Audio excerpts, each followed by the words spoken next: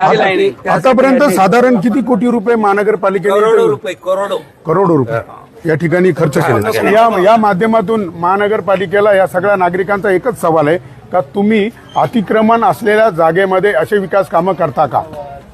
मग महानगरपालिकेला हा शासनाचा पैसा म्हणजे जनतेचा पैसा असा उधळायला काय तुम्हाला काय तिथे काय इथे काय जुगार खेळून राहिले का तुम्ही? तुम्ही काय आधारावर? आणि जर तुम्ही इथे विकास कामं केले म्हणजे इथं शासनाचा हा पैसा आहे आणि मग आता तुम्ही हवाई दलाने तुम्हाला जे पत्र पाठवलंय 25% रक्कम भरून ही जागा तुमच्याकडे वर्ग करा आणि या सर्व नागरिकांना ती बहाल करा।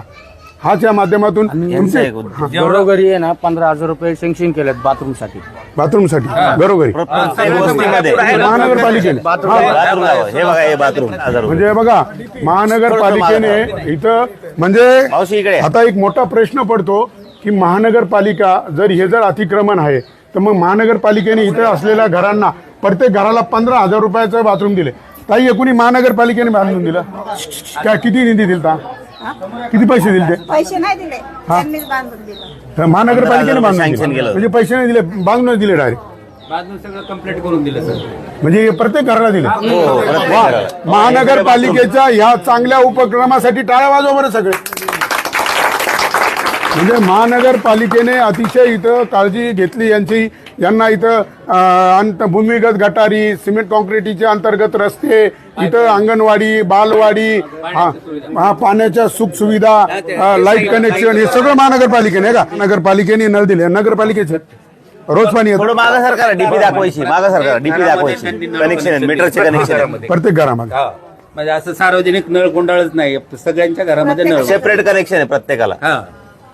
म्हणजे एवढं सगळं खर्च करूनही आता म्हणतात की तुम्ही आमच्या जागेवर अतिक्रमण केलं आणि नाही। आता त्याच्यामध्ये जे हवाई दल आहे त्यांनी जे निवेदन तुम्हाला जे नोटीस पाठवलंय खरं तर ते महानगरपालिकेचा जो हलगर्जीपणा आहे त्याच्यामुळे पाठवलंय। कारण त्यांनी 2009ला ऑलरेडी महानगरपालिकेला पत्र दिलंय की तुम्ही 25% रक्कम द्या आणि ही जागा तुमच्याकडे वर्ग करा। मग महानगरपालिका का करत नाहीये? महानगरपालिका काय मूर्त काढून राहिली का? आज इथं ज्या ह्या नोटीस आल्या म्हणून काही इथे कोणाचे काही मृत्यू झाले ना मानसिक धक्क्याने वयस्कर मंडळी त्यांना ऍडमिट करावं लागलं दवाखान्यामध्ये, ट्रीटमेंट घ्यावं लागलं केवळ या नोटीसीमुळे। आणि बरेचशा लोकांनी काय केलं की नोटीस आल्यानंतर जेवण खावण बंद केलं। रात्री अपरात्री उठायचे, हा प्रतिनिधी आम्हाला मदत करेल, तो करेल, त्याच्या घरी हे सगळे ज्येष्ठ मंडळी जायचे। प्रत्येक प्रतिनिधीच्या घरी जाऊन त्यांना 4-4 वाजता आता हे जे तुम्ही 2 मजली घर बांधले हे तुम्ही स्वतःच्या पैशाने बांधले? स्वतःच्या पैशाने। शासनाने काही घर बांधायला मदत केली?